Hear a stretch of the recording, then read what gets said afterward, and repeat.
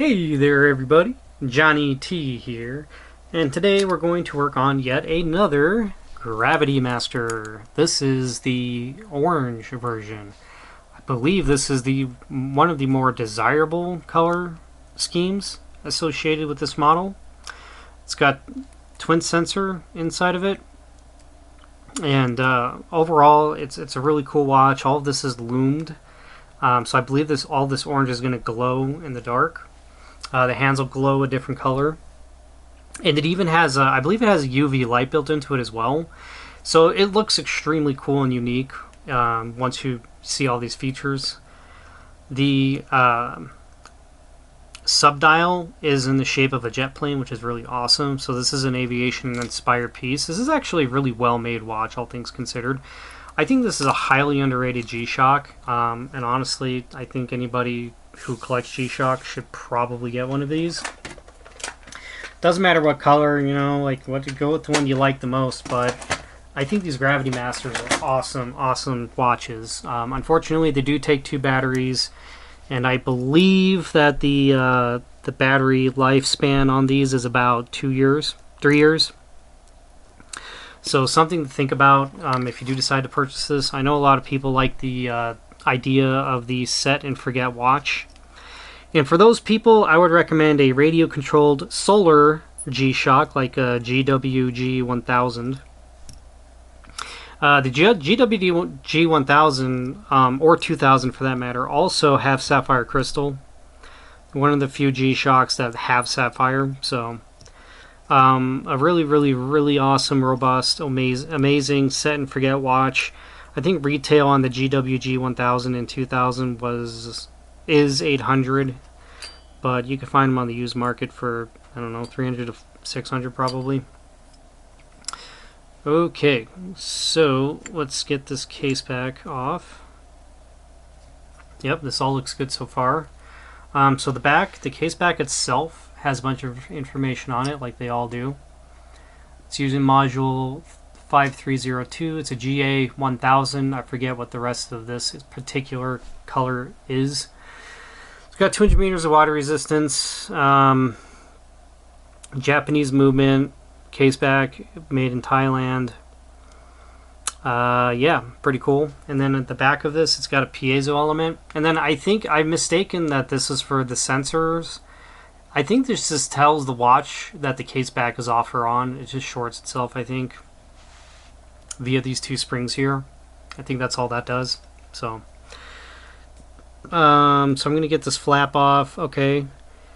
So far so good. This is all pretty standard for this model. I don't see anything too crazy. The pushers are registering properly, so that should all be good to go. These spacers like to try to pop out when you work on these watches, so just keep that in mind, but I think we should be able to successfully get the batteries out of this watch. So this watch has a latch here that you need to press away from this area, and then the latch will open and then you can take the batteries out. So I'm going to demonstrate that now to the best of my abilities. So you want to get up against and then pull out, and then the latch will come up. So pretty straightforward, pretty simple. Now we just need to get these batteries out of here. I will be using these plastic tweezers because I'm trying to get used to using them so I don't end up shorting things. Yeah, so this whole thing just wants to pop out. How are we going to do this? Gotta move the camera back up, push down on the spacer.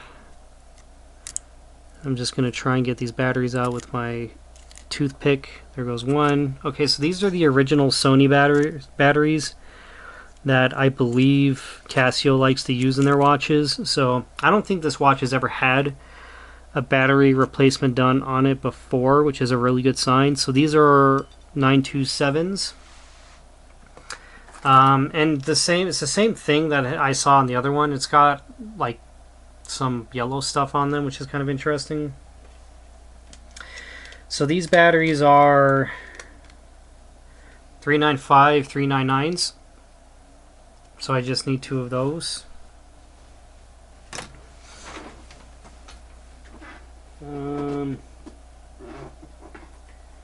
395, 399, right here.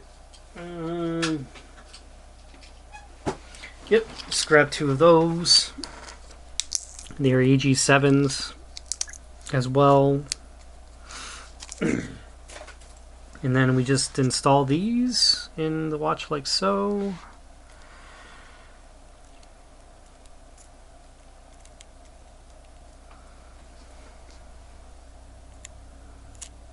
Yep, there goes one. There goes 2. And then we just push the latch down and then it'll lock those in place. We want to make sure that the batteries are as far in as they can be. And ta-da, we're done. That's how quick and simple that is. We do need to do an additional procedure. So this watch has something called an all clear. And what you want to do is you want to short this negative with the all clear pin, which is right here and it's recessed in. So basically you need to get something conductive, like a pair of metal tweezers. Some needle nose tweezers are fine. So right now this watch says the case back is open, so the chances of it running are pretty good at this moment. Now I'm just going to reset it. You want to make contact with the pin at the very bottom down here, and then the case. Usually wait a couple seconds and then release. Probably was successful. And now we just put it back together. You want to make sure that this is in properly. You want this spring to stick out and these 2 springs to stick out here. You want to make sure get the spacer in as well as you can. So you get about as good as it's going to get. Make sure the gasket is still in place like it should be. This one wants to pop out a bit, but I think it'll be fine to install the watch back in with this like that. And then we just want to put our case back on like so. Make sure that's aligned properly, which it is. And then we'll just get our screws in. I like to cross put these screws in across each other, and I like to get them all in, get them started before I officially screw them in all the way, because there is some room for the case back and the case itself to wiggle around, and you don't want to screw one in all the way just to see that the rest of them are misaligned. So we'll get them all in first. So now I could tighten them all down. So I'll do this one first, get that down a bit, and then go across like this, and then go across again like so. Get this one down a bit, and then go across again, get this one down a bit, and then get this one all the way down, and get this one all the way down, and then get this one all the way down, which it already was pretty much, and we're good. And now we have a running watch. Beautiful. You could hear the piezo element is working. This should start the chronograph, which it did. And then pushing this button again will stop it, and then pushing this button will reset it. So yeah, this seems to be a fully functional Gravity Master. And this one's in really good condition. It is used, but it's been worn almost not at all. It's probably only been worn like a couple times maybe. Yeah, beautiful watch. These are Amazing watches for the money. I really love these. I think these are part of the Master of G series, but you can always tell how much wear a watch like this has gotten based off of whether or not you could still read the lettering on the band. Because a watch with heavy use, this will be worn out completely, because that's like one of the first things that wear out on these watches. Also the clasp. So the clasp should see a lot of micro scratches and stuff like that. And this one doesn't have too many scratches at all, but there should be a ton of scratches on this if this has been a heavily used watch. Also discoloration in the bands. We do have a little bit here. Right there. It's been worn a bit, but not too much. So cool. There you have it. Dimensions on this one were the same as the last, but I'll go through those again just for consistency. So the case back going across is about 52 millimeter. If you ignore that and go to the pushers, we're looking at 48.5. The lug on this is about 59 millimeter. The thickness of this is about 17 millimeter, hitting the guard, and then the bandwidth is about 21 millimeter. So very cool watch. Highly recommend it. Let's see if we can get the light to work here.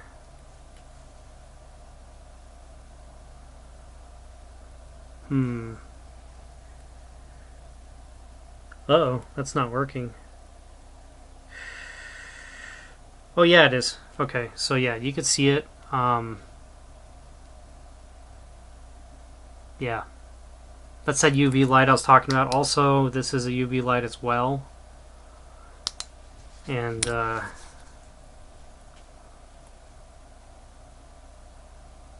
maybe the orange doesn't light up. I could have sworn it did. Maybe it doesn't. But anyways, really cool watch. Yeah, get it in your collection if you would like it. I think it's worth the money. It is a very cool G-shock, and you could pick some of these up on the used market in worse condition than this one.